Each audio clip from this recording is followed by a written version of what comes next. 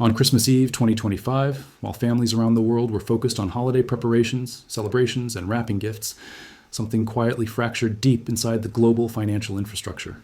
There were no emergency press conferences, no flashing headlines, and no dramatic announcements. Instead, what occurred was an unsettling silence, the kind of silence that appears when a perpetual motion machine suddenly stops, not because of an external shock, but because there is simply nothing left to keep it running. And if you checked silver prices this morning and saw $72 per ounce, if you felt that rush of excitement mixed with confusion, stop for a moment. What you're witnessing is not a rally. It is a memorial service. A memorial service for a system that has controlled the price of silver for more than 50 years. The COMEX storage facilities, the central nervous system of the global silver trade, are not merely strained or reduced, they are depleted completely. And the operators of the system have just realized that they can no longer compensate the winning participants. In this urgent investigation presented by the Finance Chronicle, I'm going to show you exactly what a vault drain catastrophe looks like when it reaches critical momentum. Using official CME group data, I will demonstrate that more than 60% of deliverable silver vanished in just 4 trading sessions. I will also explain why the federal government's announcement that December 24th and December 26th would be banking holidays had nothing to do with Christmas observance and everything to do with buying time. Time to freeze the vaults, halt deliveries, and suspend the entire paper silver market until December 29th. This is the story of the Christmas Eve shutdown. To understand why COMEX is now operating under crisis protocol, you must go back to the first week of December, because that is when the system broke. For decades, COMEX operated on a simple assumption. Most people who bought silver futures never wanted the physical metal. They wanted speculation, trading opportunities, and profits from price movements. Because of that, the exchange only needed to keep a small percentage of actual silver in its vaults, maybe 10%, maybe 15%, while the rest existed purely as paper promises. But in December 2025, that paper mechanism stopped working. On December 1st, registered silver inventory at COMEX stood at roughly 150 million ounces. Registered means available for delivery, metal that must be handed over if someone demands it. In just the first 4 trading sessions of December, traders demanded a delivery of 47.6 million ounces, nearly 60% of the registered inventory in only 4 days. To put that into perspective, in a typical month, COMEX might see 5 to 10 million ounces of delivery requests. In December 2025, they saw that amount in a single session. By December 4th, the vaults were in free fall. Millions of ounces were leaving every day. JP Morgan's vault alone lost nearly 600,000 ounces in one day. Asahi's depository hemorrhaged 1.4 million ounces, and the outflow did not stop. Here's the part that should terrify anyone holding a paper silver contract. As of December 24th, total COMEX silver inventory stands at about 450 million ounces. That sounds like a lot, until you understand the reality. Only 127 million ounces of that total are registered. The rest is eligible silver, meaning it belongs to private owners and is not available for delivery. It is locked away and cannot be used to settle contracts. So when you hear that COMEX holds 450 million ounces, understand this. Only 127 million ounces can actually be delivered. Now consider this. As of today, there are pending delivery requests for December 30th totaling 12,788 contracts. Each contract represents 5,000 ounces. That equals 63.44 million ounces. If those deliveries go through, COMEX will be left with just 64 million ounces of registered silver. That is all that would remain to backstop the entire global silver futures market, a market that trades billions of ounces in paper contracts every single month. This is not a stress test. This is a death spiral, and the people running the exchange know it. Before going any further, let me be clear. This is an educational analysis of current market events presented by the Finance Chronicle. Nothing here is financial advice. I'm not telling you to buy or sell anything. Always do your own research and consult licensed professionals before making investment decisions. Now back to the crisis. What did they do? They declared a holiday. On December 20th, President Trump issued an executive order designating December 24th and December 26th as federal holidays. Banks closed, the Federal Reserve closed, and most importantly, the COMEX delivery system froze. No settlements, no wire transfers, no metal leaving vaults. The official explanation was Christmas. The real reason was simple. The vaults could not survive another 4 days of withdrawals. They needed time to figure out how to handle 63 million ounces of pending deliveries without defaulting, time to convince some traders to roll their contracts into January, and time to hope that new silver would somehow appear in the registered category. This was a lockdown. No announcement, no press release, just a bureaucratic maneuver disguised as holiday generosity. But the market knows.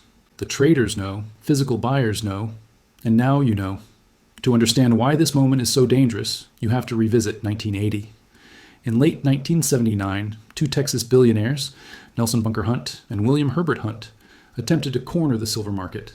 They believed the dollar was dying and that precious metals were real money. They bought aggressively using massive leverage, borrowing billions to acquire futures contracts and demanding physical delivery. By January 1980, they controlled over 200 million ounces of silver.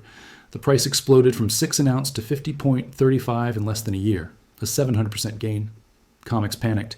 If the Hunts kept demanding delivery, the vaults would be emptied. On January 7, 1980, COMEX changed the rules with Silver Rule 7. Large holders were prohibited from opening new positions and were forced to liquidate. In simple terms, they could sell, but they could not buy. That triggered a cascade of margin calls. The Hunts could not meet them. On March 27, 1980, Silver Thursday, the price collapsed from $21 to $10.80 in a single session, a 48% drop. The Hunts were ruined, fined $134 million, and silver would not revisit $50 for another 31 years. Now, fast forward to December 2025, the structure looks disturbingly similar. Prices have exploded. Silver began the year near $30 and now trades at $72, a 142% gain. Vaults are being drained at unprecedented speed, and the exchange is scrambling. But here's the crucial difference. In 1980, it was two leveraged speculators trying to manipulate the market. In 2025, it is the entire world trying to secure physical metal. This is not leverage. This is not speculation.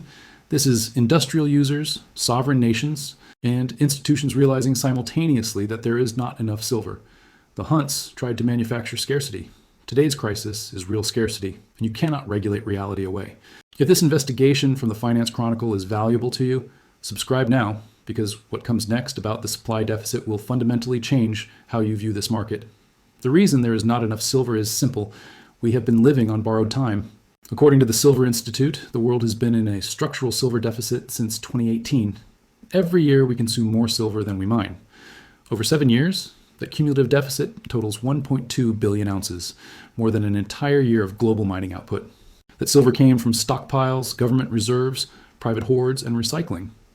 But those sources are not infinite, and by 2024-2025, they were exhausted.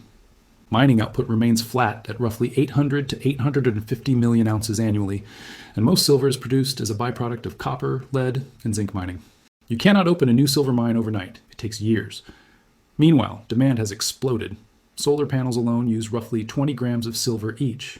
And in 2025, the solar industry consumed about 150 million ounces, nearly 20% of global production. Add electric vehicles, AI data centers, 5G infrastructure, medical devices, and advanced electronics, all of which require silver.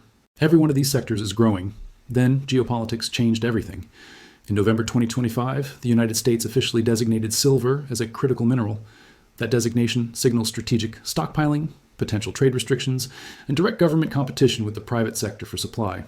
China halted silver exports entirely. Russia hoarded. India hoarded. Turkey imported record volumes. BRICS nations shifted reserves from U.S. treasuries into physical commodities. This is not investment demand or jewelry demand. This is preparation for a world where paper currency matters less than physical resources. In December, geopolitical tensions escalated further. The United States imposed a total blockade on Venezuela, labeling it the largest armada deployment in South American history. Officially, it was about drugs and terrorism. In reality, it was about oil and influence. Venezuela was designated a foreign terrorist organization on December 16th. Oil tankers were seized. 28 military strikes were carried out between September and December. More than 100 people were killed. Russia and Iran pledged support. China condemned the action. Emergency UN meetings followed. This is not a regional conflict. It is a proxy confrontation between superpowers, and when that happens, capital rushes into hard assets. Gold surged to $4,500. Platinum rose 140%. Copper jumped 37%. But silver became the focal point because it is both money and technology.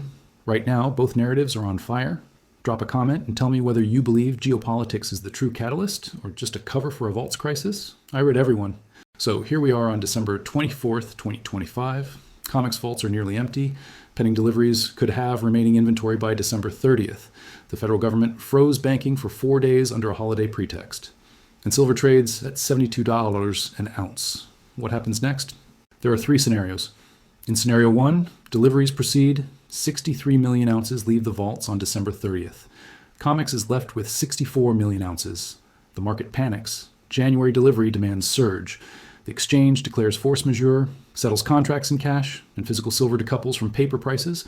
Paper trades at $70 while physical trades above $100.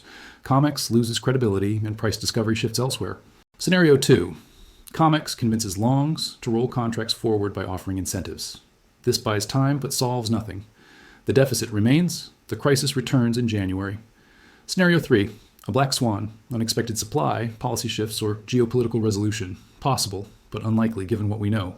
The Christmas Eve lockdown is not a hiccup. It is the beginning of the end for the paper silver market. For 50 years, silver prices were set by contracts rarely delivered. In 2025, the physical market called the bluff. Nations and industries need metal, not paper promises. If you hold physical silver, this is not the time to panic. Panic belongs to paper holders, banks, and exchange operators. Physical holders own the asset the world is chasing. Paper holders must understand force majeure risk, cash settlement at exchange prices, not market prices. The next 5 days are critical. December 29th, banks reopen. December 30th, deliveries are due. If rules change again, the paper market is finished. And if that happens, silver goes somewhere few are prepared for. $100, $500. Even 4-digit silver is possible if supply remains constrained. December 24th, 2025, the vaults are frozen. The system is holding its breath. Silver is at $72. Merry Christmas. Welcome to the new era, the death of paper silver and the birth of the physical standard. Ignore the noise. Watch the vaults. Hold the metal. I'll see you on the other side of the lockdown.